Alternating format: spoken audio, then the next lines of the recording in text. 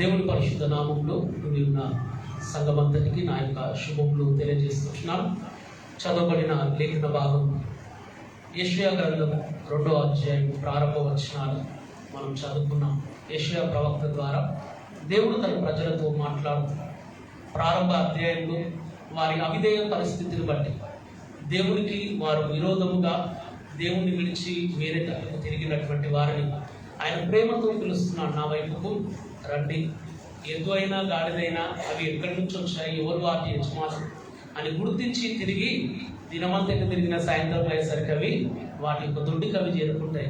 మీరైతే ఇంకా నా వైపుకు తిరగడం లేదు అనేటువంటివి చెప్తున్నాను. మొదటి అధ్యాయంలో మీ పాపంలో దోషములను బట్టి ఒకవేళ నా వైపుకు తిరగడం లేదు, మీ పాపంలో ఎర్రనివైనా అవి ఏంటంట హిమమంతా తెల్లగా నేను చేస్తాను, నా వైపుకు తిరుగుతాయి అని దేవుడు ఒక ప్రేమపూర్వకమైనటువంటి ఆహ్వానాన్ని మొదటి అధ్యాయంలో తెలియజేస్తున్నాడు.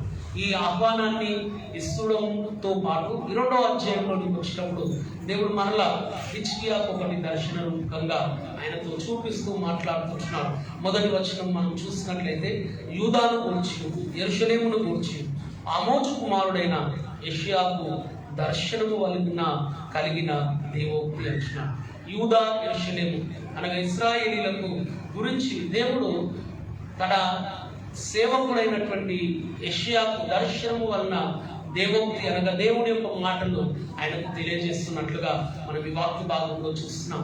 ఏంటిది ఆ దేవోక్తి, ఏంటిది ఆ దర్శనం అంటే 2వ వచనం నుంచి 5వ వచనం వరకు గల వాక్య భాగంలో అంత్య దినములలో నేను చేయబోయే కార్యములు ఎలా ఉండబోతున్నాయి అనేటువంటిది దేవుడు తన ప్రజలకు తెలియజేస్తున్నాడు. అయితే ఈరోజు ఈ మాటలు వింటూ ధ్యానం చేసుకున్నటువంటి మనం కేవలం ఇది ఇశ్రాయేలీలకు మాత్రమే, ఆ కాలంలో యెషయా భక్తుడు ఇశ్రాయేలీలకు ఆ దినాల్లో మాట్లాడేది అని కాకుండా భవిష్యత్తులో ఇశ్రాయేలు తర్వాత తరం లేకపోతే యేసుక్రీస్తు ప్రభువునందు విశ్వాసం ఉంచి ఆత్మీయ ఇశ్రాయేలీలముగా దేవుని బిడ్డలముగా అబ్రహాము సంతానముగా మారబోతున్నటువంటి మన కోసము కూడా ఈ పరిశుద్ధ గ్రంథంలో లేఖనాలలో దేవుడు మన కోసం రాయించి ఉంచి ఉంటున్నాడు అనే సత్యాన్ని మనము జ్ఞాపకం చేసుకోవాల్సిందిగా కోరుచున్నాను. ఇక్కడ 2వ వచనంలో మనం చూసినట్లయితే ఏం చెప్పబడుతున్నది అనగా, అంత్య దినములలో పర్వతముల పైన యెహోవా మందిర పర్వతము పర్వత శిఖరమున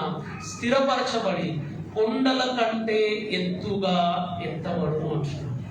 ఇక్కడ చెప్పబడుతున్న మాట అంత్య దినములలో ఏంటంటే పర్వతముల పైన యెహోవా మందిర పర్వతము పర్వత శిఖరమున స్థిరపడి అన్నిటికంటే ఎత్తుగా ఎత్తబడుతుంది.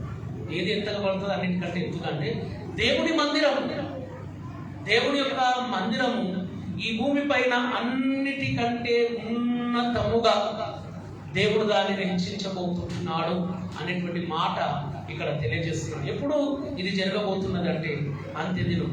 ఇంకా మనం గమనించి చూడాలి అంటే ఇది మెస్సయానిక్ ప్రాఫెసీ. యేసుక్రీస్తు ప్రభుల వారు తాను స్థాపించబోయేటువంటి రాజ్యము, తాను చేయబోయేటువంటి కార్యము, తాను స్థాపించబోయే సంఘము ఇది మొదటి శతాబ్దానికి సంబంధించినది. తర్వాత కంటిన్యూషన్లో వచ్చినది. తర్వాత ఆయన 2వసారి ఆయన న్యాయాధిపతిగా ఈ భూమి మీదకి వచ్చినప్పుడు 1000 ఏళ్ల పరిపాలనలో ఆయన పరిపాలనలో ఎలా ఉండబోతుందో దాని గురించి కూడా ఈ యొక్క వాక్యములలో, అలాగే మరలా మనం మీకా గ్రంథము 4వ అధ్యాయము మొదటి 5 వచనాల్లో 2 పర్యాయాలు ఈ యొక్క సంఘటనల గురించి దేవుడు ఈ 2 ప్రవక్తలకు ఇదే విషయాన్ని బయలుపరుస్తున్నాడు.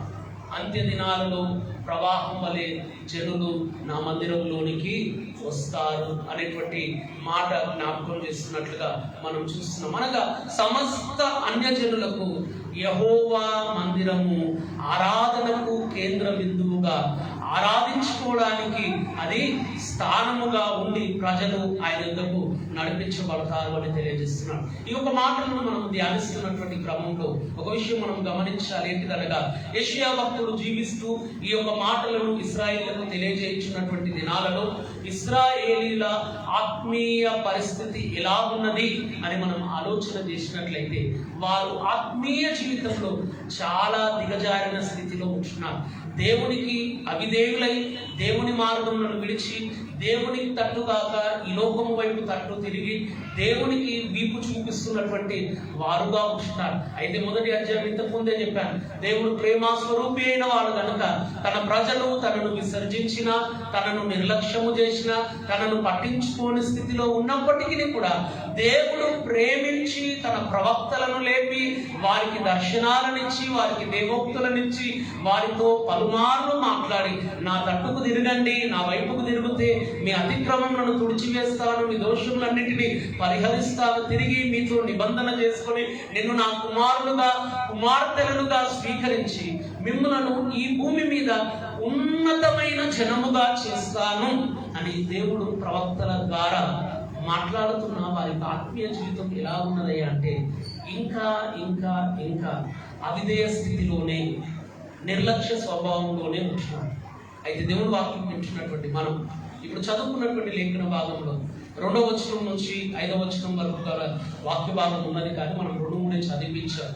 ఇక్కడ దేవుడు ఒక ప్రణాళికను, భవిష్యత్తులో ఆయన చేయబోయేటువంటి కార్యాలను ఇక్కడ ఇశ్రాయేలుకు తెలియజేస్తున్నాడు. ఈ యొక్క ప్రణాళిక దేవుడు తెలియజేసేటువంటి మాటలు వారికి ఒకంత ఆశ్చర్యము కల్పించేవిగా ఉన్నప్పటికీ కూడా ఇది దేవుని అనాది ప్రణాళిక, ఇది దేవుని ఉన్నతమైన సంకల్పమును దేవుడు తన ప్రజలైనటువంటి ఇశ్రాయేలీలకు యెషయా ప్రవక్త ద్వారా తెలియజేస్తున్నాడు. ఏంటిది దేవుని యొక్క ఉన్నతమైన ప్రణాళిక అనగా, ఆయన వచ్చే దినము లేకపోతే అంత్య దినములు లేకపోతే క్రీస్తు సువార్త ప్రకటింపబడి సంఘ స్థాపన జరిగిన తర్వాత దేవుడు సార్వత్రిక సంఘమును ఈ భూమికి పరిచయం చేసి ఈ సార్వత్రిక సంఘములో అనేకులను ఆయన నడిపించేటువంటి క్రమాన్ని గురించి వారికి తెలియజేసుకుంటున్నాడు.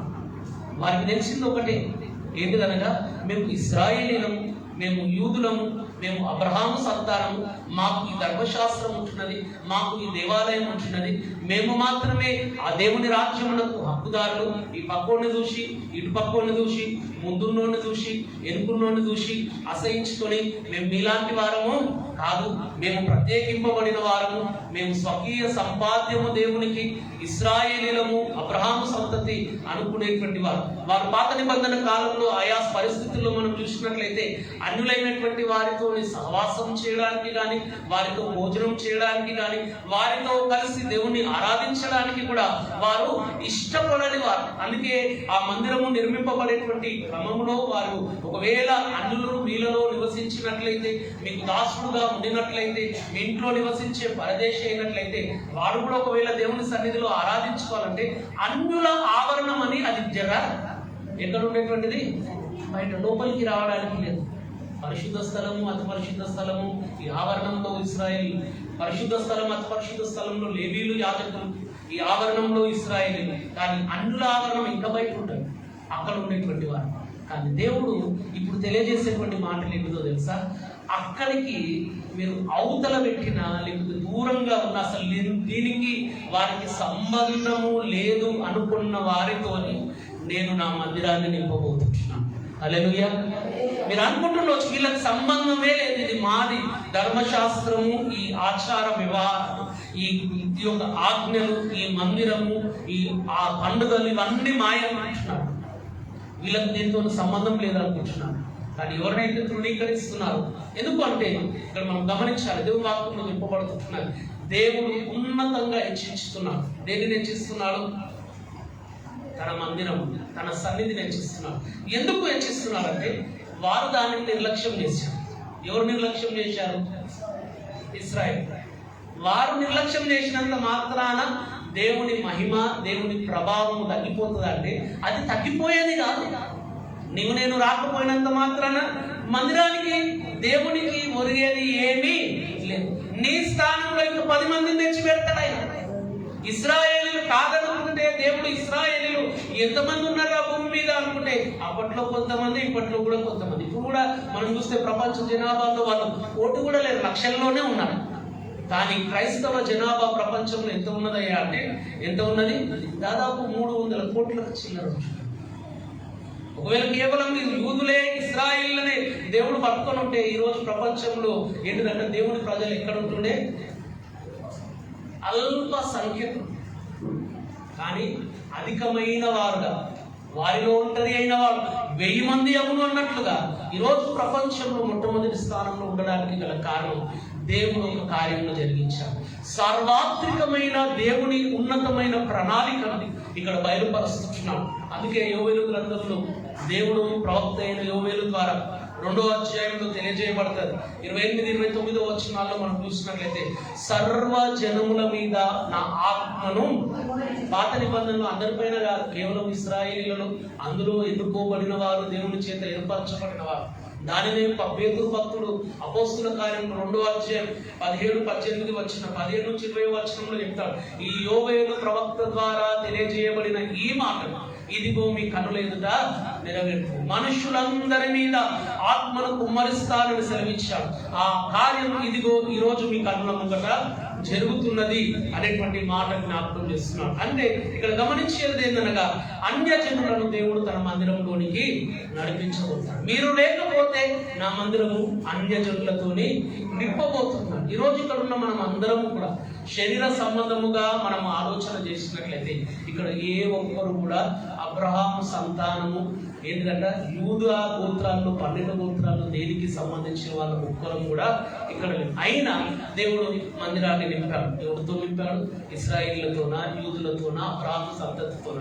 వారు లేకపోతే వారి కంటే ఎన్నో రెట్లు ఎక్కువైనా మనలాంటి వారితో దేవుడు నింపినట్లుగా మనం దేవుడి వాక్యంలో చూస్తున్నాం. ఎందుకనగా ఆ దినాల్లో ఇశ్రాయేలీయులు దేవుని నిర్లక్ష్యం చెప్పి దేవుడు కానీ అన్య దేవతలు విగ్రహాల వైపు తిరిగి వాటిని ఆశ్రయిస్తే దేవుడు అంటున్నాడు, మీరు వాటిని ఆశ్రయిస్తే వాళ్ళు వాటిని వదిలి నా వైపుకి వస్తారు.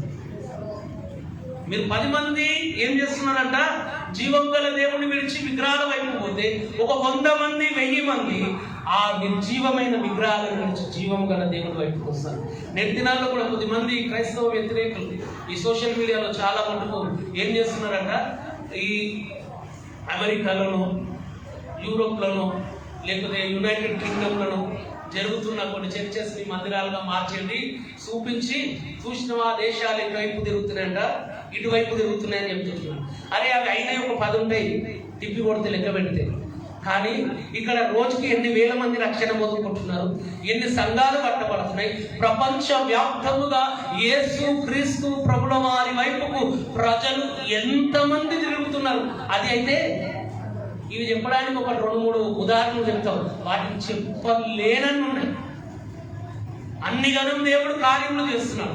ఇశ్రాయేలు దేవుడిని కాదంటే, దేవుడు కాని వైపు వాటి వైపు తిరిగితే, దేవుడు కాని వైపు వాటిని పూజించిన వారు ఒకరోజు వాటిని విడిచిపెట్టి వాటిని పారవేసి నిజ దేవుడు జీవము గల దేవుడైన యేసయ్య యుద్ధకు, యెహోవా యుద్ధకు వారు వచ్చే దినంలో రాబోతున్నాయి అనేటువంటిది జ్ఞాపకం చేస్తున్నారు. అయితే ఒక విషయం గమనించాలి, ఎందుకు వస్తారు? ఇక్కడ రాయబడుతుంది ఏంటంటే, సమస్త జనులు అన్యజనులు ఎట్లా వస్తారంట, ప్రవాహము వచ్చినట్లు వస్తారంట. ఎందుకు వస్తారు? పరిపాటి లెక్కన ఎందుకు వస్తున్నాడు ప్రవాహం లాగా జనులు దేవుని సన్నిధికి అంటే, కొన్ని విషయాలు దేవుని వాక్యం నుంచి మనం నేర్చుకున్నాం. ఎందుకు వీళ్ళు విడిచారు, ఎందుకు వాళ్ళు వస్తున్నారు? వీళ్ళకి తెలియక, అజ్ఞానం చేత, అవివేకంతో, బుద్ధి లేని పనులను బట్టి వారు దేవుని విడిచి లోకం వైపు తిరిగారు. కానీ బుద్ధి వచ్చి, బుద్ధి తెచ్చుకొని, జ్ఞానం కలిగి అన్యులైన వారు దేవుని వైపుకు ఆకర్షింపబడుతున్నారు. ఎందుకు వస్తారంటే 3వ వచనంలో రాయబడుతున్నటువంటి మాట మనం జ్ఞాపకం చేస్తే ఏమని రాయబడుతుంది, ఆ కాలమున సియోనులో నుండి ధర్మశాస్త్రము, యెరూషలేములో నుండి యెహోవా వాక్కు బయలు వెళ్ళును. జనములు గుంపులు గుంపులుగా వచ్చి యాకోబు దేవుని మందిరమునకు, యెహోవా పర్వతమునకు మనం వెళ్ళుదము రండి. ఆయన తన మార్గముల విషయమై మనకు బోధించును, మనము ఆయన త్రోవలలో నడుచుదము అని ప్రజలు ఏమని చెప్పుకుంటారంట, ఎట్లు వస్తారంట, గుంపులు గుంపులుగా వస్తారు. దేనికోసం వస్తున్నారు? నేటి దినాల్లో ప్రచారం అవుతున్నారు. దేనికోసం వస్తున్నారయ్యా ప్రజలు అంటే, దేనికోసమో ప్రలోభాలు చూపించి వాళ్ళని ఆకర్షిస్తున్నారు. అందుకే అనేకులు ఏంటిదంటే తక్కువ వాళ్ళు అందులోనికి వెళ్ళిపోతున్నారండి. వాళ్ళకి ఏదో ప్రభావం చూపిస్తున్నారు, ప్రలోభాలు పెడుతున్నారని అలిగేషన్స్ ఉన్నాయి. కానీ ఇక్కడ రాయబడుతున్న మాట ఏంటో తెలుసా, వారు దేనినో ఈ లోక సంబంధమైన ప్రలోభాలకు ఆశపడి గుంపులు గుంపులుగా రావడం లేదంట, సత్యమును తెలుసుకోవడానికి వస్తున్నారు. యెహోవా ఉపదేశమును తెలుసుకోవడానికి, ఆయన మాటలు వినడానికి వస్తున్నారు. ఎందుకు వస్తున్నారు? వస్తున్నారు నేటి దినాన మందిరానికి మనం అంటే దేనికోసం అని చెప్పాలి? ఎందుకు వస్తున్నాము? వాళ్ళ పక్కన పెట్టి ఇక్కడ కాంటెక్స్ట్ ఇప్పుడు ఇక్కడ ఉన్న మనం ఎందుకు వచ్చాము దేవుని సన్నిధికి? ఎందుకు వచ్చాము? జర పెద్ద చెప్తే దేవుని యొక్క ఇక్కడ రాయబడుతుంది కదా, నేను ఇంతకు చెప్పాను మీకా గ్రంథంలో కూడా ఒకసారి తీద్దాం. మీకా గ్రంథము 4వ అధ్యాయంలో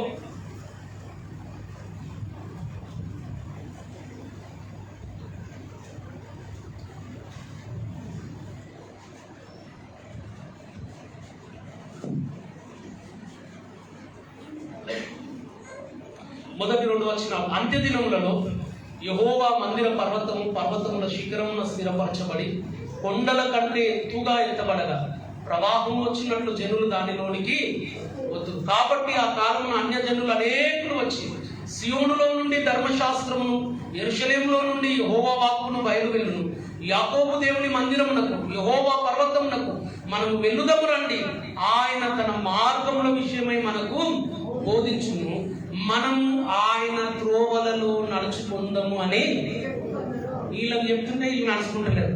కానీ అన్నులు అనుకుంటారంట, ఏమనుకుంటారంట, మనకు అక్కడ చెప్తారు మనం ఏం నడుచుకోవాలో. అక్కడికి వెళ్తే దేవుని చిత్తం ఏంటిదో మనకు తెలుస్తుంది. తెలుసుకోవడం ఒక్కటే కాదు, తెలుసుకొని దాని లోపల నడుచుకుందామని మాట్లాడుకొని వస్తున్నారంట. ఏం మాట్లాడుకుంటూ వస్తున్నారంట? మనకు అక్కడికి పోతే ధర్మశాస్త్రము, ఆయన కట్టడలు మనకు తెలియజేయబడతాయి. తెలుసుకోవడం ఒకటే కాదు, తెలుసుకున్న దాంట్లో నడుచుకుందాము అని మాట్లాడుకుంటూ వస్తున్నారంట. ఈరోజు దేవుని వాక్యం వింటున్నాం మనం కూడా. తెలుసుకోవడానికి వస్తే పర్వాలేదు, తెలుసుకోవడానికి మాత్రమే వస్తే అయితే పనికి రాదండి. తెలుసుకొని దాని ప్రకారముగా నడుచుకోవాలి. కేవలం వినువారు మాత్రమే ఉండి మిమ్మును మీరు మోసపుచ్చుకోవద్దు. ఇంతకుముందు నేను అడిగాను, ఇది ఎందుకు వస్తున్నారంటే వాక్యం వినడానికేనా? మరి ఎందుకు ఉట్టి వాక్యం వినడానికేనా? వీళ్ళు ఎందుకు వస్తారు? ఉట్టి వాక్యం వినడానికి వస్తురా? ఏం చేయడానికి వస్తారంటే వాళ్ళు ఆయన త్రోవలలో నడుచుకుందాము అని చెప్పుకుంటున్నారంట. వాళ్ళు ఎందుకు పోతున్నా పోయి అక్కడ అంత దూరం అంటే అంత దూరం ఎందుకు పోతున్నానంటే అక్కడ సత్యం ప్రకటింపబడుతున్నది. అక్కడికి వెళ్ళినాక నాకు ఇన్ని రోజులు మరుగైనటువంటివి నాకు బయలుపరచబడుతున్నాయి. గడిచిన దినాల్లో బైబిల్ స్టడీలో వాక్యముల గురించి, బైబిల్ గురించి ధ్యానం చేస్తున్నటువంటి క్రమంలో ప్రపంచంలో అనేక కోట్ల పుస్తకాలు ఉంటున్నాయి. కానీ అన్ని కోట్ల పుస్తకాలన్నిటికంటే ప్రత్యేకమైనది మన చేతిలో దేవుడు మనల్ని ప్రేమించి మనకు అనుగ్రహించిన ఈ పరిశుద్ధ గ్రంథం. దీనికి సాటి అయిన పుస్తకం ఒకవేళ వేరేదేదైనా బంగారుతో చెప్పించుకోవచ్చు. అందులో వజ్ర వైడూర్యాలను పొదిగించే అక్షరాలు దాంతో రాయించి ఉండవచ్చు.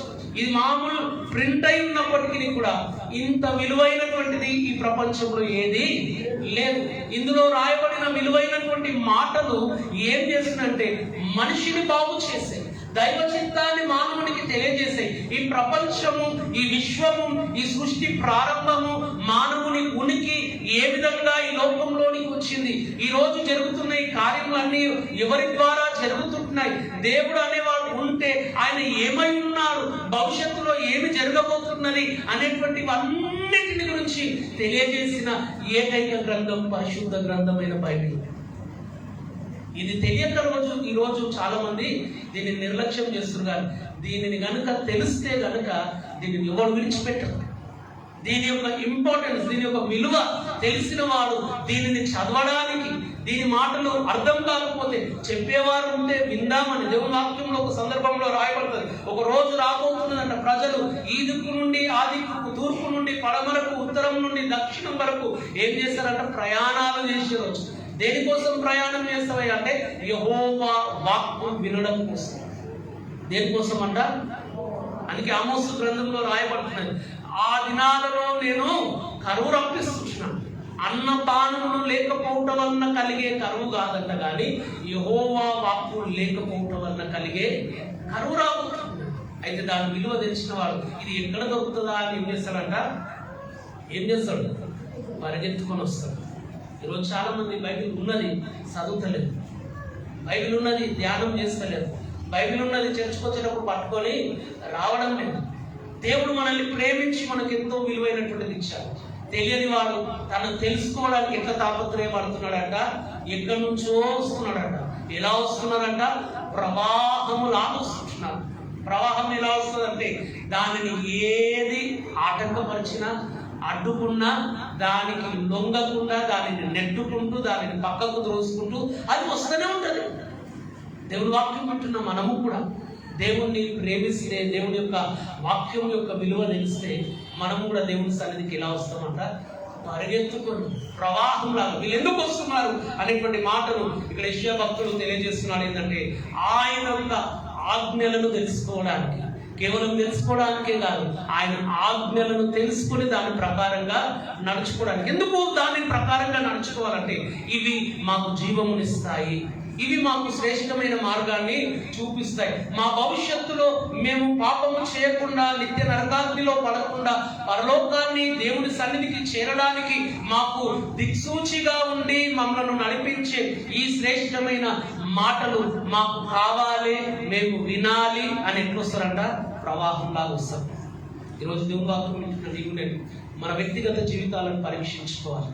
అన్యజనులు రావాలి అంటే ఊరికి టైంపాస్కి కాదు. ఎలా వస్తారంట, వాళ్ళు ఆశతోని, ఆసక్తితో. దేనికోసం ఆశ, ఆసక్తి అంటే దేవుని మాటలు వినాలి. ప్రవక్తలు వచ్చి వీళ్ళకి ప్రకటిస్తుంటే, రోజు ఉదయం దేవుడు ప్రవక్తలను లేపి ప్రవక్తల ద్వారా వారితో మాట్లాడుతుంటే వారు వింటలేరు. కానీ ఎక్కడో ఉన్నవాడు, అక్కడ ప్రవక్త ఉన్నాడు, అక్కడ దేవుని వాక్యం ప్రకటింపబడుతున్నది, అక్కడ దేవుని యొక్క ఉపదేశములు బయలుపరచబడుతున్నాయని ఎక్కడి నుంచో పరిగెత్తుకుని వచ్చేవారు ఉంటున్నారు. దేవుని వాక్యం ఉంటున్న నీవు నేను నిర్లక్ష్యము కలిగిన ఆ ఇశ్రాయేలు వాళ్ళే కాకుండా ఆశ, ఆసక్తి కలిగిన, భవిష్యత్తులో దేవుని సంఘానికి పరిగెత్తుకొని వచ్చే అన్యజనులలో మనము ఉండాలి అని దేవుని యొక్క చిత్తము, దేవుని యొక్క ప్రణాళిక ఇచ్చినాడు. ఇంకొక విషయం మనము ఇదే భక్తుడు మనం గమనిస్తే యెషయా గ్రంథం 11వ అధ్యాయం 9వ వచనంలో మనం చదువుకుంటే, ఎందుకు దేవుని సన్నిధికి ప్రవాహంగా వస్తారంటే కేవలం దేవుని వాక్యం వినడానికి మాత్రమే కాదు. కానీ 11వ అధ్యాయం 9వ వచనంలో మనం చదువు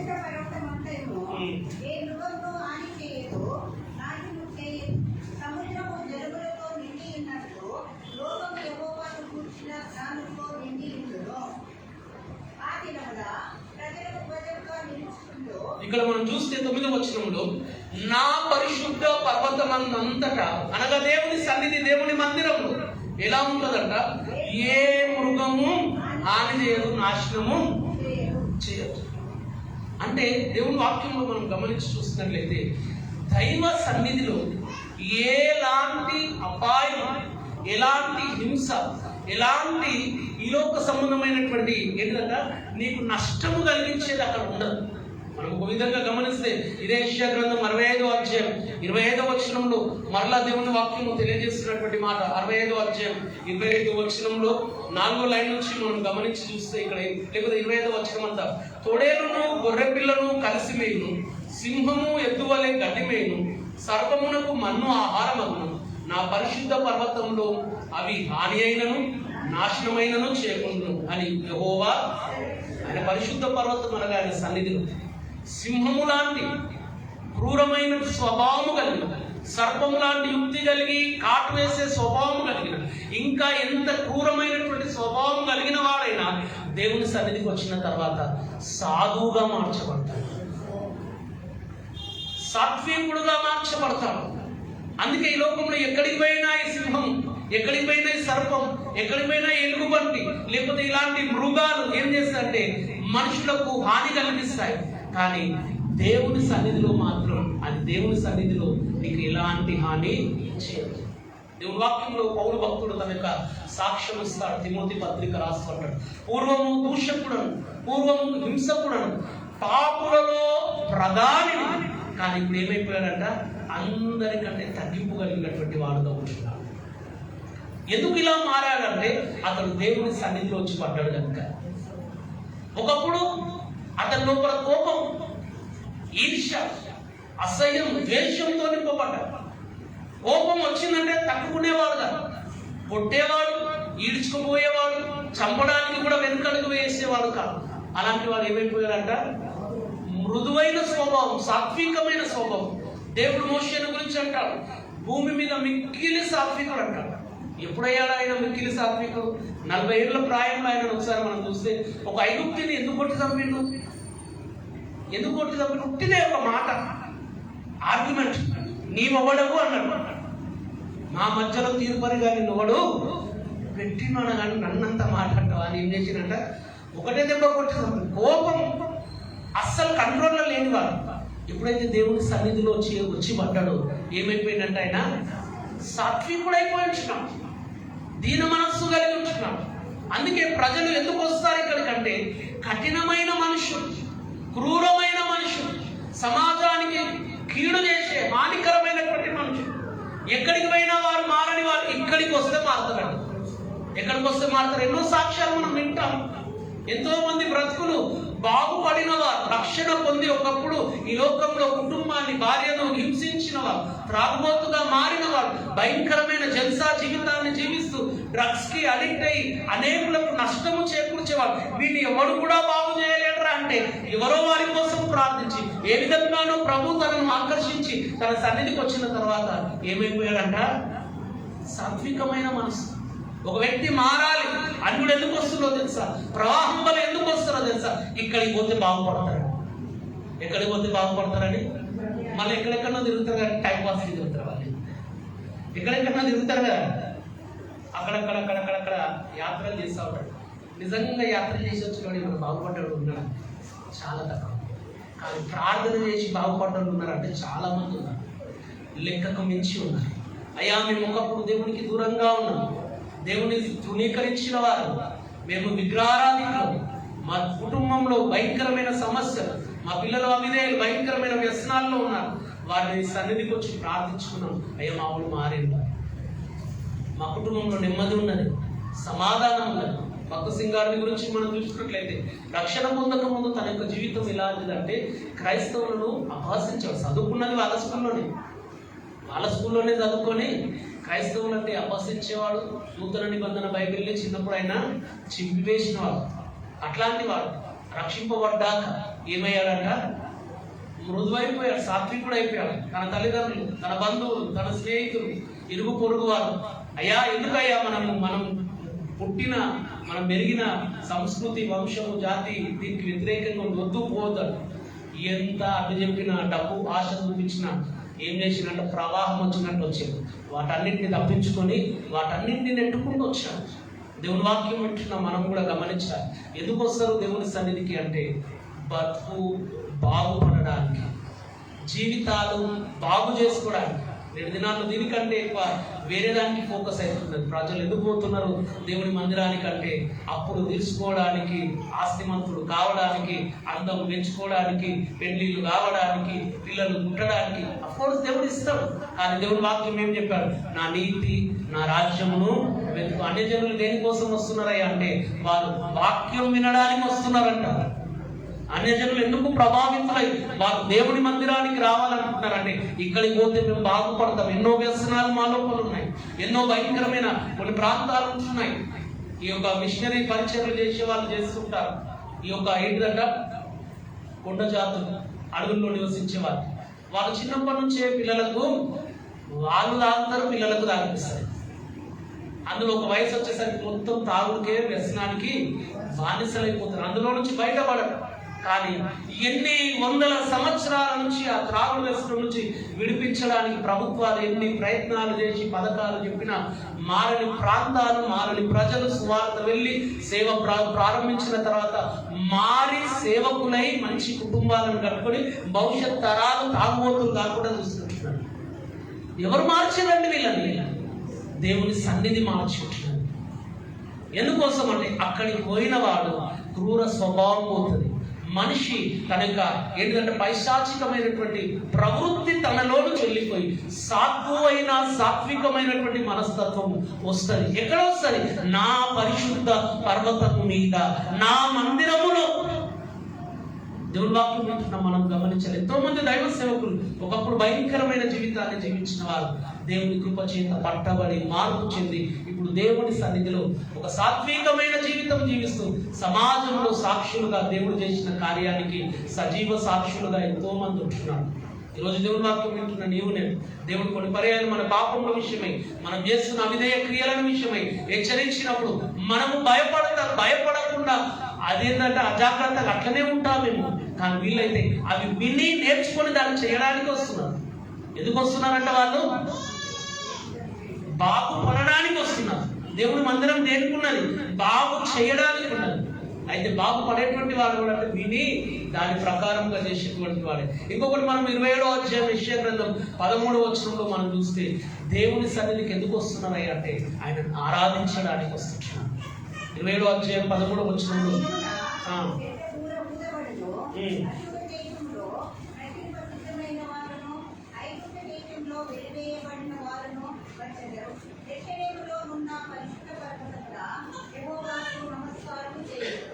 ఆ దినమున పెద్ద బూర, ఈ బూర ఊదబడడం ఏంటిది అంటే వారికి ఒక ఇన్విటేషన్ ఇవ్వబడుతున్నది. వారికి ఒక ఇన్విటేషన్ ఇవ్వబడుతున్నది, రండి అండి. ఆ ఊదబడినప్పుడు ఎక్కడి నుంచి వస్తున్నారంట? అష్షూరు దేశంలో నశింప సిద్ధమైన వారు, ఐగుప్తు దేశంలో నుండి వెలివేయబడిన వారు ఎక్కడికి వస్తున్నారంట? ఎక్కడికి వస్తున్నారు? యెరూషలేములో ఉన్న పరిశుద్ధ పర్వతమున యెహోవాకు నమస్కారం చేయడానికి వస్తున్నారంట. వెలివేయబడిన వారు, త్రోసివేయబడిన వారు, ఎన్నిక లేని వారు. ఈ దేశానికి కూడా కొంతమంది బూరలు పట్టుకొని వచ్చారు. బూరలు అంటే నిజంగా బూరలు కాదు, సువార్తను పట్టుకొని వచ్చారు. సమాజంలో వెలివేయబడి, సమాజంలో చిన్న చూపు చూసి వాళ్ళని అసలు మనుషులుగానే పరిగణించకుండా కొన్ని గ్రామాల్లో కొన్ని వందల సంవత్సరాల క్రితం అసహించుకొని వాళ్ళకు ఒక మారుమూలను వారిని పడవేసిన వారిని ఈ బూరలు ఊదినప్పుడు వెలివేయబడిన వారు ఏంటిదంట పక్కకు ఉన్నటువంటి వాళ్ళు ఏమైపోయారంట? నశింపడానికి సిద్ధంగా ఉన్నవారు. ఆ బూర విని వచ్చారు, రక్షింపబడ్డారు. వారి పిల్లలు అమెరికాలో ఉన్నారు, ఇక్కడ ఉండి వాళ్ళని వెలివేసిన ఇక్కడనే ఉండి ఏదో పనులు చేసుకుంటున్నారు. ఎందుకైంది కార్యం అంటే దేవుడు చూస్తున్నాడు. దేవుని యొక్క ప్రణాళిక, దేవుని యొక్క సంకల్పం. త్రోసివేయబడిన వారు, ఎన్నిక లేని వారు, నిర్లక్ష్యం చేయబడిన వారు, పంపివేయబడిన వారు, ప్రజల చేత అసహించుకున్నటువంటి వారు. ఇశ్రాయేలు కూడా కొన్ని పర్యాలు వెళ్ళారు. ఐగుప్తు దేశంలో బానిస బ్రతికారు. అక్కడ నుంచి దేవుడు పట్టుకొచ్చాడు. బబులోను దేశంలోకి వెళ్ళారు, అక్కడ నుంచి పట్టుకొచ్చాడు. కొన్ని సందర్భాలు, కొన్ని శత్రువులు వెలివేయబడిన వారిని దేవుడు పట్టుకొని వస్తున్నాడు. వారినే కాదు, ఈ ప్రపంచం అంతటా దేవుడు తన ప్రియులను ప్రేమతో పిలుచుకొని వస్తున్నారు. వాళ్ళందరూ వచ్చి ఏం చేస్తున్నారంట? ఆయన ఏం చేస్తున్నారంట? ఆయన పరిశుద్ధ పర్వతము మీద ఆరాధించాడు.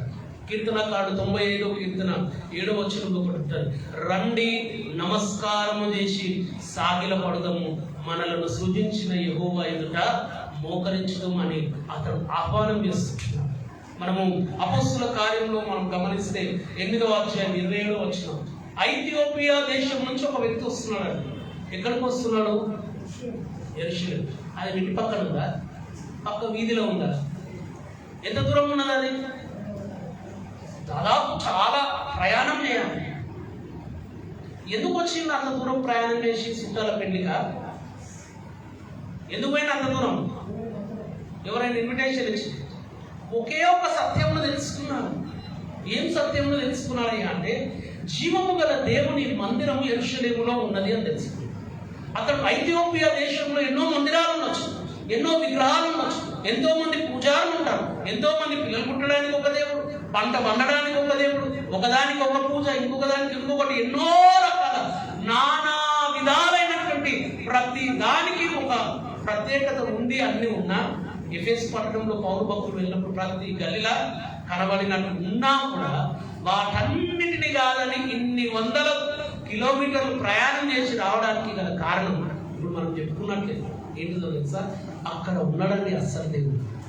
వీళ్ళందరూ నా ఆరాధనకు అర్హులైన వారు ఇక్కడ ఎవరు లేదు. నేను ఆరాధించగలిగిన, నా ఆరాధనను పొందుకోగలిగిన నిజమైన జీవము గల ఏకైక దేవుడు అక్కడ ఉన్నాడు అని తెలుసుకొని అంత దూరం ఎట్లా వచ్చాడంట? ప్రయాణం చేసుకుని రథం పైన వచ్చాడు. వచ్చిన వాడు ఎందుకోసం వచ్చాడు? మనం 8:27 మనం చూద్దాం. ఫిలిప్పుతో సంభాషిస్తున్న క్రమంలో అక్కడ అంటాడు,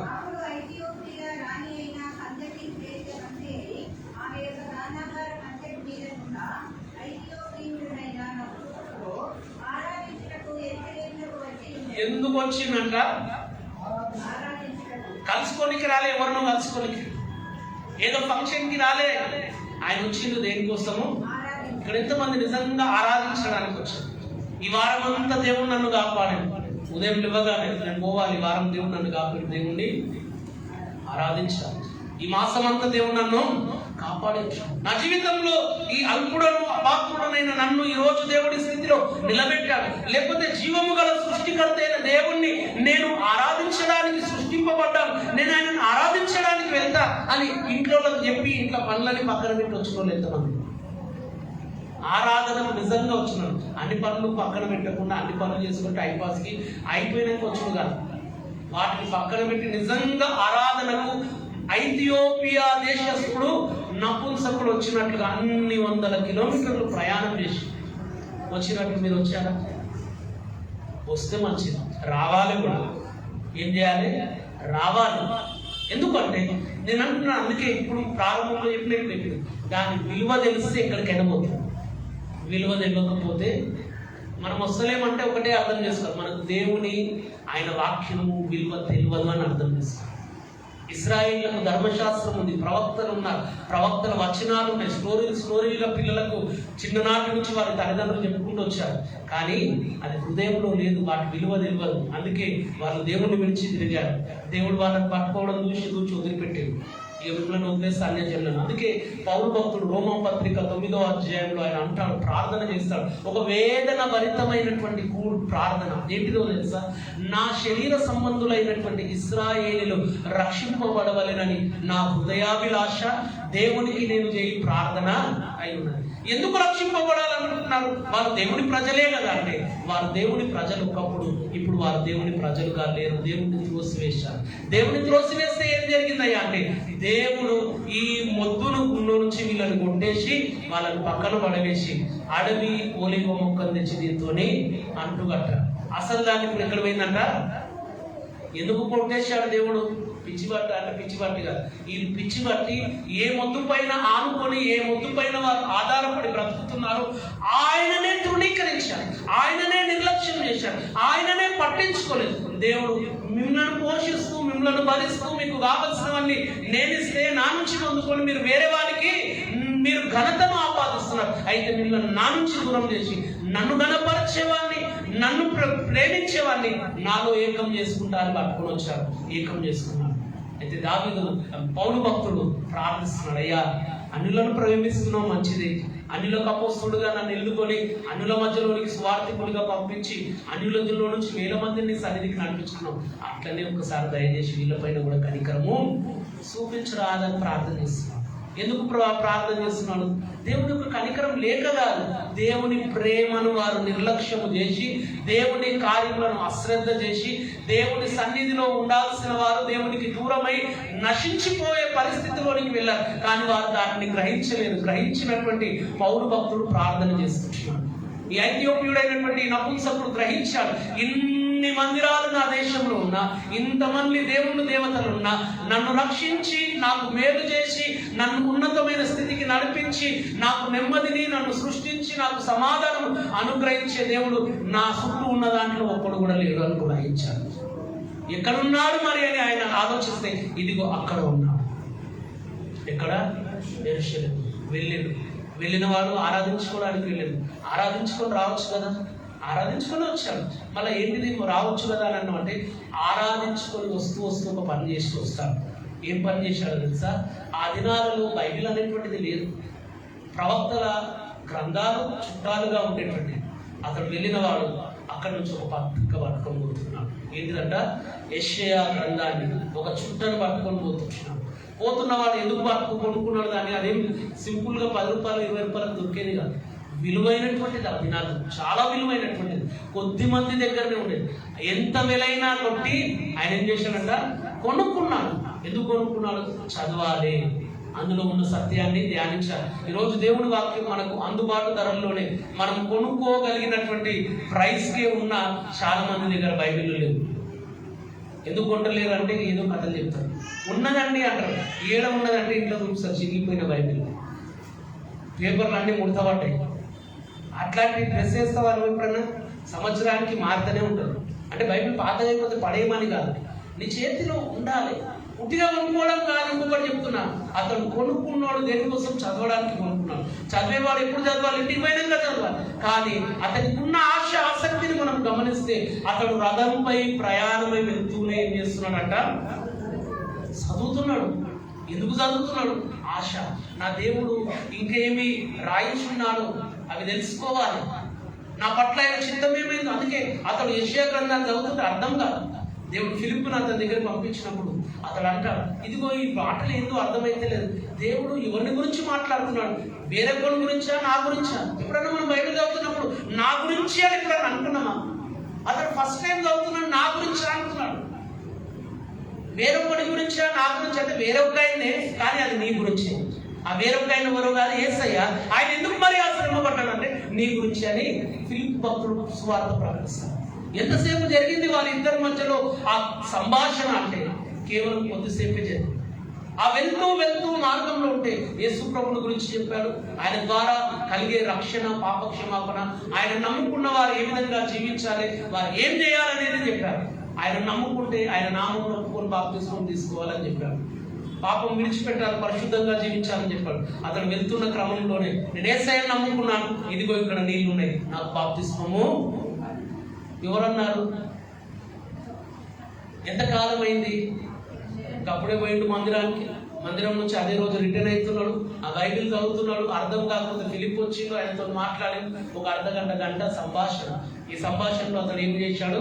తన జీవితాన్ని ప్రభువుకు సమర్పించుకున్నాడు. ఈ దేవుణ్ణి నేను వదిలిపెట్టాను, ఈ దేవుని బిడ్డగా జీవిస్తాను. ఈ దేవుని బిడ్డగా జీవించాలంటే నేను ఏం చేయాలి? ఆయన నామం నమ్ముకొని బాప్తిస్మం పొందుకోవాలి. ఆయన చూపించిన మార్గంలో నేను నడుస్తాను. ఆయన బాప్తిస్మం నేను అక్కడ వెనుక నాకు పొగడించేవాడు లేడు. నాకు ఇక్కడ ఉన్నావు నీవు, ఇదిగో నీళ్లు కనబడుతుంది నాకు. కానీ చాలా మంది సంవత్సరాలు తీసుకుంటారు, ఇక చివరికి తప్పదు అన్నట్లు, ఇది లేకపోతే బాగుండదు అన్నట్టు పెళ్లికి ముందు తీసుకునేటోళ్ళు కూడా ఉంటారు. ఈయన పెళ్లి కోసం తీసుకున్నా, దేని కోసం తీసుకున్నా? తన జీవితంలో రక్షించే దేవుడు తనకు కావాలి, ఆయన మాటలకు నేను లోబడాలి, ఆయన చిత్తం చేయాలని తెలుసుకొని చేశాను. ఆరాధించడానికి వచ్చాడు. నిజమైన ఆరాధన కేవలం పాట పాడి వెళ్ళిపోతే కాదు, ఆయన మాటకు విధేయత చూపిస్తే ఉంటుంది. నిజమైన ఆరాధన. అక్కడికి వెళ్ళారు, మేబీ గొర్రెను తీసుకుపోయిండు, లేకపోతే పైసలు ఉంటే అక్కడ ఇచ్చి ఒక గొర్రెను కొని బలి అర్పించిండు. అయినా సాటిస్ఫై అయితే వెళ్తున్న వానికి హృదయంలో నెమ్మది లేకుండా ఉన్నాడు. ఎప్పుడైతే ఫిలిప్పు అతనికి మాట్లాడి అతని జీవితాన్ని అతనికి బయలుపరిచి దేవుని ప్రణాళిక తెలియజేసినప్పుడు నెమ్మదితో, ఆ చివరి వచనం చూస్తాం 8వ అధ్యాయంలో, సంతోషంతో తిరిగి పోతున్నట్టు. దేవుని సన్నిధికి వచ్చిన వాళ్ళు ఎట్లా పోవాలండి? సంతోషంతో పోవాలంటే కూడా దానికి కారణం ఉన్నది. నువ్వు వచ్చిన పర్పస్ ఫుల్ఫిల్ అయితే సంతోషంగా పోతుంది. నువ్వు దేవుణ్ణి సాటిస్ఫై చేయగలిగితే దేవుడు నిన్ను సాటిస్ఫై చేయగలుగుతాడు. దేవుణ్ణి సాటిస్ఫై చేయాలంటే ఆయన కోరుకున్న ఆరాధన నీ దగ్గర ఉండాలి. ఆయన కోరుకునే ఆరాధన బలి నైవేద్యములు కాదు, నీవు ఆయన మాటలకు విధేయత చూపించడమే, ఆయన మాటలకు లోబడడమే. ఈయన ఆరాధించడానికి వచ్చాడు, కానీ ఆయన ఆరాధన సంపూర్తి కాలేదు. ఆయన ఆరాధన ఎప్పుడు సంపూర్తి అయినదంటే ఫిలిప్పును కలిసి దేవుడి గురించి తెలుసుకొని బాప్తిస్మం పొందుకొని ఆత్మ అనుగ్రహించే ఆనందం అతడు పొందుకున్నాక అతని ఆరాధన సంపూర్తి అవుతున్నది. రక్షణ లేకుండా, బాప్తిస్మం లేకుండా పాటలు పాడినా, ఆరాధన వాయిద్యాలు వాయించినా, చేతులు సప్పట్లు కొట్టినా నీ ఆరాధన దేవుని చేత అంగీకరింపబడదు. దేవుని సన్నిధికి అన్యజనులు ఎందుకు వస్తారంటే ఆరాధించడానికి వస్తారు. ఆరాధించడానికి అంటే ఆయన మాట విని ఆయన మాట చొప్పున చేయడానికి. ఊరికేనే వస్తలేదు. ప్రజలు అంటారు 10 మాటలు, అరే అక్కడికి తినబోతున్నా, అక్కడ పోతే వాళ్ళకి ఏమైతున్నది ఇవైతున్నాయి, ఏం జరుగుతున్నది? సత్యం తెలుసుకున్నాడు, ఏం జరుగుతున్నది? బ్రతుకు మారుతున్నది, ఏం జరుగుతున్నది?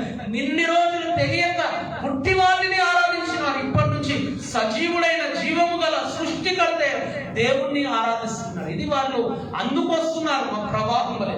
ఇంకా ముందు వచనంలో మనం చదువుకున్నట్లయితే ఈ 56వ అధ్యాయం యెషయా గ్రంథం 7వ వచనంలో రాయబడుతున్నది, వారు దేవుని సన్నిధికి ఎందుకు వస్తున్నారంటే ప్రార్థన చేయడానికి వస్తున్నారు.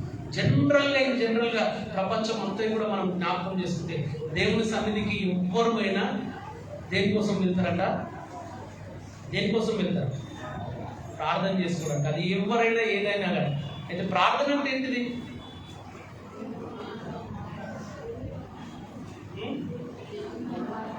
దేవునితో మాట్లాడడం ఏంటంటే ప్రార్థన అనగా మనం విన్నపాలు తెలియజేయడం, ఆయన పైన ఆధారపడడం, ఆయన సహాయాన్ని అర్థించడం కోసం వెళ్తున్నాం. అయ్యా నేను నీవు లేకుండా ఈ లోకంలో బ్రతకలేను, నీ సహాయం లేకుండా నేను ఈ లోకంలో జీవించలేను. నా ఉనికికి కారణమైన దేవుడు, నా యొక్క భవిష్యత్తుకు కూడా కారణమైన దేవుడు, నా భవిష్యత్తులో నా ప్రయాణం అంతట్లో నీ సహాయం లేకుండా నేను బ్రతకలేను, నాకు సహాయం చేయమని అర్థించడానికి వెళ్తున్నాం. ఆయన లేకుండా మనం ఉండగలుగుతామా? అయితే దేవుని వాక్యం ఉంటున్నాం. మనం ఎందుకు వస్తున్నాం దేవుని సన్నిధిలో తెలుసా? మన భవిష్యత్ కాలం మంత్ చివరిలో మనం ప్రార్థన పెడుతుంటున్నాం, కూడిక పెడుతున్నాం. ఎందుకు తెలుసా? ఈ మాసం అంతా కాపాడినందుకు ఒక రీజన్. రెండోది, నూతన మాసంలో దేవుడు లేకుండా ఆ మాసము మనకు దీవెనకరముగా ఉండదు కనుక ఆ నూతన మాసము మనకు ఆశీర్వాదకరంగా ఉండాలంటే దేవుని సన్నిధి మనతో రావాలి అనే ఉద్దేశంతో 7వ వచనంలో మనం చదువుకుంటే 56వ అధ్యాయంలో, నా ప్రార్థనా మందిరంలో వారిని ఆనందింపజేస్తారు, నా బలిపీఠం మీద వారు అర్పించు దహన బలులను దేవుడు అంటున్నాడు. నా మందిరంలో ఏం చేస్తారంటే వారిని ఆనందింపజేస్తారంటే ఉట్టిగానే ఆనందం వస్తుందా మనిషికి? ఎప్పుడు వస్తుంది ఆనందం? ఎప్పుడు వస్తుంది అంటే 2వ వచనంలో ఉంటున్నది, నా 2వ లైన్లో, నా బలిపీఠం మీద వారు అర్పించు దహన బలులను అంగీకరిస్తారు. అంటే ఇక్కడ బలులను అని రాయబడ్డది. ఈరోజు దానిని మనం అర్థం చేసుకుంటే ప్రార్థన అంగీకరిస్తా అన్నాడు. బలులను, నీ ప్రార్థన అంగీకరింపబడ్డాకనే నీకు ఆనందం వస్తుంది. లేకపోతే ఏమొస్తుందండి? ఆనందం వస్తుందా? మన 1 సమూయేలు గ్రంథం 1వ అధ్యాయంలో ఒక స్త్రీని గురించి రాయబడతాయి, ఒక కుటుంబం గురించి రాయబడతాయి. అన్న అనేటువంటి స్త్రీ దేవాలయానికి వెళ్తా ఉన్నది. ప్రతి సంవత్సరం వెళ్ళిన ప్రతి సంవత్సరము వస్తున్నప్పుడు విచారంతోనే వస్తుంది. ఎందుకు విచారంతో వస్తుందంటే సంవత్సరాలు అవుతున్నది, ఆమెకు ఏం లేదంట, గర్భఫలం లేదు. ఒకరోజు దేవుని సన్నిధిలో కన్నీటితో విజ్ఞాపన చేసి మూలుగుతూ ప్రార్థిస్తే ఏలి అనుకుంటాడు, ఈమె మద్యంతో మత్తురాలి, ఏం మాట్లాడుతుందో అర్థం కాని మాటలు మాట్లాడుతుంది. కొన్నిసార్లు ఏడుస్తూ ఉన్నటువంటి మాట్లాడుతుంటే మనకు మాటలు రావు. కొన్నిసార్లు సాక్ష్యం చెప్పే టైంలో కూడా దేవుడు చేసిన కార్యాలను మన భయంకరమైన పరిస్థితులను విడిపించడం ఏడుచుకుంటూ చెప్తుంటే కొన్నిసార్లు మన మాటలు ఏమైతాయి, తడబడితే ఆగిపోతాయి. అయితే నేను మత్తురాలను కాదయ్యా, నా విన్నపం, నా బాధ నా దేవుని సన్నిధిలో కన్నీటితో చెప్పుకుంటున్నానంటే అక్కడ ఏలి అంటాడు, అమ్మా నేను పొరపడ్డాను కానీ నువ్వు కన్నీటితో దేవుని సన్నిధికి వచ్చావు, ఆయనకు మొరపెట్టావు, నువ్వు మనవి చేసుకున్న దానిని ఆయన నీకు అనుగ్రహించుగాక. ఆమె అప్పటి నుండి దేవుని వాక్యం చెప్తుంది, ఆమె దుఃఖముఖిగా ఉండడం విడిచిపెట్టేసిందట. ఎందుకు విడిచిపెట్టిందో తెలుసా? ఆమె ప్రార్థన అంగీకరింపబడ్డది కనుక. ఇక్కడ కూడా రాయబడుతున్నది 56 ఏళ్ళు ఏంటంటే, నేను వారి బలులను అంగీకరిస్తాను, వారి ప్రార్థనకు జవాబిచ్చి వారిని ఆనందింపజేస్తాను. కాబట్టి ఏమంటున్నాడు 7వ వచనం చివరి లైన్లో, నా మందిరము సమస్త జనులకు. ఎందుకు అంటదంటే ఇక్కడికి పోతే జవాబు దొరుకుతుందండి. ఇక్కడికి పోతే మన సమస్యకు విడుదల పరిష్కారం చూపించబడుతుంది. నేటి దినాల్లో చాలా మంది క్రైస్తవేతలు వారికి ఉన్న ఒక మంచి నమ్మకం ఏంటిదో తెలుసా? వారు ఎక్కడ ఏ మంచి ఉన్నప్పుడు అన్ని తిరుగుతారు, కానీ కష్టం వచ్చినప్పుడు ఇక్కడికి వస్తారు. కష్టం వచ్చినప్పుడు, సమస్య వచ్చినప్పుడు, బాధ ఉన్నప్పుడు, బంధకాల్లో ఉన్నప్పుడు ఎవరిని ఆశ్రయిస్తారు? అరే ఇన్ని ఉన్నాయి కదా అంటే అవన్నీ ఉన్నాయి, కానీ అక్కడ ఇవి లేవని. నా ప్రార్థన వినేవారు, నా సమస్యకు పరిష్కారం చూపించేవారు, ఈ బంధకాల నుంచి నన్ను విడిపించేవారు అక్కడ ఎవరు లేరు, ఇక్కడనే ఉన్నారు. చాలా మంది విడుదల పొందుకున్నారు కూడా. ఎక్కడ దేవుని సన్నిధిలో. అందుకే సమస్త అన్యజనులు ఎక్కడికి వస్తారంట? దేవుని మందిరానికి వస్తారు. ఎందుకు? ఊరికే కాదు. నేటి దినాల్లో చాలా మంది రీజన్స్ చెప్తుండొచ్చు, వాళ్ళు అది చూపించి ఇది చూపించి ప్రలోభాలు కాదండి, ఇవి రీజన్స్. ఎందుకు వస్తున్నారు? అన్యుల్లో నుంచి ఈ జీవము గల దేవుని వైపు, విగ్రహారాధన నుంచి జీవము గల సృష్టికర్త దేవుని వైపు ఎందుకు వస్తున్నారంటే ఇవి కారణాలు. ఇవి బయట ఎక్కడ ఎవ్వరూ చేయలేనివి, ఇక్కడ మాత్రమే సంభవమైనటువంటి. మనం గమనిస్తాం, లూకాసు వార్త 18వ అధ్యాయంలో ఉంటుంది. ఏముంటుంది తెలుసా? 10వ వచనం నుంచి 14, ఇద్దరు దేవాలయానికి ప్రార్థన చేసుకోవడానికి వెళ్తారండి. ఎవరంటే ఒకళ్ళు పరిసయ్యుడు, ఒకరు సుంకరు. పరిసయ్యి ప్రార్థన చేసుకోవడానికి వెళ్ళినట్టు లేదా? ఇక్కడ మనం చూసాం. ఎందుకంటే ప్రార్థన చేయడానికి వస్తాం, ఆయన ప్రార్థన చేయడానికి పోలేదు, దేవునికి సాక్ష్యం చెప్పడానికి వెళ్ళినాడు. ఎవరికి సాక్ష్యం చెప్పడానికంట? దేవునికి సాక్ష్యం చెప్పడానికి వెళ్ళి, నేను అది చేసినా ఇది చేసినా, ఇట్లున్నా అట్లున్నా, పక్కన లెక్క లేదు, ఇట్లా లేదు. దేవుని సన్నిధికి ఎందుకు రావాలి? ప్రార్థన చేయడానికి. సుంకరి సాక్ష్యం చెప్పలేదు, అంటే సాక్ష్యం ఉండొచ్చు చిన్నది, కానీ ప్రార్థన చేశాడు. అర్థించాలి, అయ్యా పాపినైన నన్ను కరుణించమని. దేవుడు ఎవరి ప్రార్థన విని ఎవరిని నీతిమంతులుగా తీర్చాడని సుంకరి ప్రార్థన. సుంకరి ఎవరు అంటే మళ్ళీ ఇంకో మాటలు చెప్పాలంటే అన్యం జరిగింది. ఈ పరిస్థితి ఎవరు అంటే ఇశ్రాయేలీయుడేమో ప్రార్థన చేయడానికి రాలే, సాక్ష్యం చెప్పడానికి వచ్చింది. సాక్ష్యం ఎవరికి? దేవునికి. నేనెంత మంచివాడిని, ఎంత భక్తిపరుని, ఎంత నీతిమంతుడు. దేవుని ఎదుట మన నీతి క్రియలన్నీ మురికికుంటాయి. అది తెలియక దేవునికే సాక్ష్యం చెప్తాం. కానీ ఈ వ్యక్తి తన యథార్థ స్థితిని ఒప్పుకున్నాడు. దేవుడు అతన్ని ఏం చేశాడంట? నీతిమంతునిగా తీర్చి పంపించినట్లుగా మనం చూస్తున్నాం. మరలా ఇదే యెషయా గ్రంథంలో మనం చివరిగా మనం చదువుకుందాం. 57వ అధ్యాయం 13వ వచనాన్ని మనం చదువుకుందాం. 57.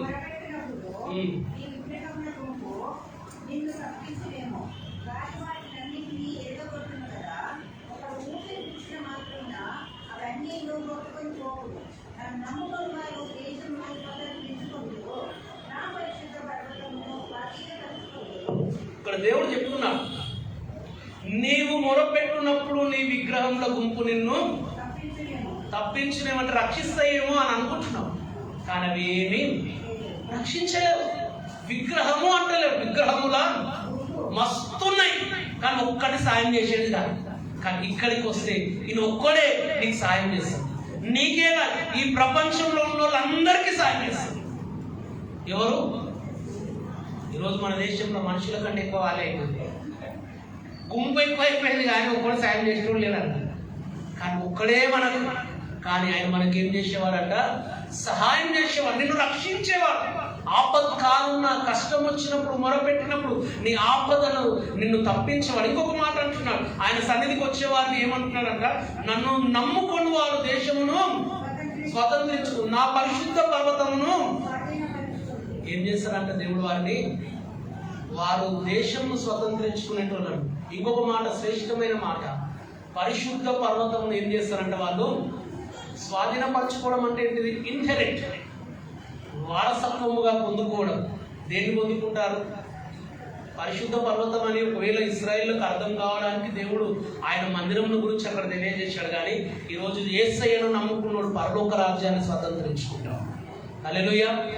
యేసయ్యను తృణీకరించినోడు ఇశ్రాయేలు గుంపులో, అది అబ్రహాం కడుపులో పుట్టినోడైనా లేకపోతే క్రైస్తవ కుటుంబంలో పుట్టి క్రైస్తవ పేరు సర్టిఫికెట్ ఉన్న వాడు స్వతంత్రించుకుంటాడో లేదో తెలియదు. కానీ అన్యుల్లో నుంచి దేవుణ్ణి ప్రేమించి ఆయన సన్నిధికి పరిగెత్తుకొని ప్రవాహంగా వచ్చేవాడు. నిజముగా ఆయన మాటలు విని వాటి చొప్పున చేయడానికి, నిజముగా ఆయనను ఆరాధించడానికి, ఆయన నిజముగా ఏంటిదంటే ప్రార్థించి ఆయనకు మొక్కడానికి వచ్చిన వాడు.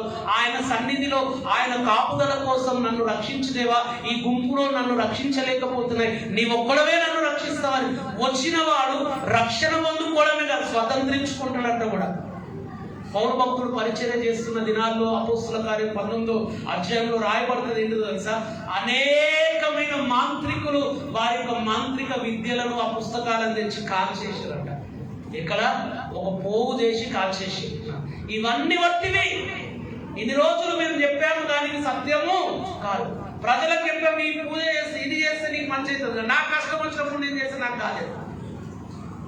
వాళ్ళు అనుభవంలో నుంచి తెలుసుకున్నారు. ఇదిగో ఈ పౌలు ద్వారా ప్రకటింపబడిన ఈ సువార్త, ఈ దేవుడు ఇదిగో నా కష్టకాలంలో నన్ను విమోచించాడు, నా ఆపదలో నాకు సహాయం చేశాడు, నన్ను రక్షించాడు, నాకు నెమ్మదినిచ్చాడు, నా బ్రతుకు మార్చాడు, ఈయననే నిజమైన దేవుడు. ఇటీవల తీసి పుస్తకాలను ఏం చేసినట్ట తగులబెట్టి. ఇంత ప్రభావముతో పరిచర్య ఆ దినాల్లో జరగలేదు. రక్షణ ఈరోజు దేవుడు వాక్యం అంటున్నాం, మనం ప్రభావంతో సువార్త చూసుకొని వెళ్తుంటున్నారు.